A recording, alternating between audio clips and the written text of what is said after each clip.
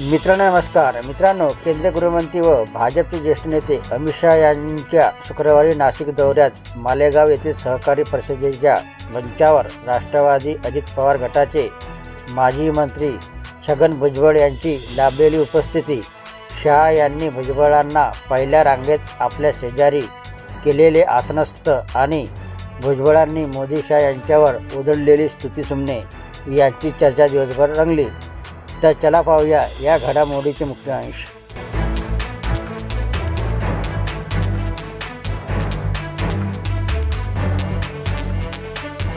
NDA के वरिष्ठ नेता नासिक के निवासी श्रीमान छगन भुजबळ राजधानी आहे. पण तुम्ही आम्ही कधी पण जाऊ.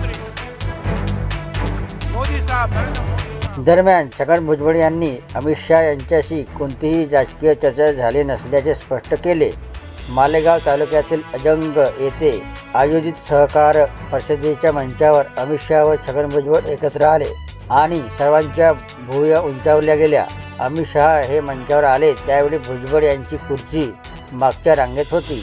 शहा यांनी स्वतःहून भुजबळ यांना पुढच्या रांगेत बोलावून घेत त्यांना आपल्या शेजारी आसनस्थ केले. छगन भुजबळ म्हणाले की अमित शहा साहेबांचा मोठेपणा आहे की त्यांनी मी लांब बसलेलं असताना मला आपल्या जवळ बोलावून खुर्चीवर बसवलं. अमित शहा यांनी तुम्हाला दिल्लीत भेटायला बोलवलं आहे का असे विचारले असता दिल्ली ही देशाची राजधानी आहे, तुम्ही आम्ही दिल्लीत कधीही जाऊ शकतो अशी प्रतिक्रिया छगन भुजबळ यांनी दिली आहे. छगन भुजबळांच्या या वक्तव्याने सर्वांचं लक्ष भुजबळ हे भाजपामध्ये जाणार का याकडे लागले आहे.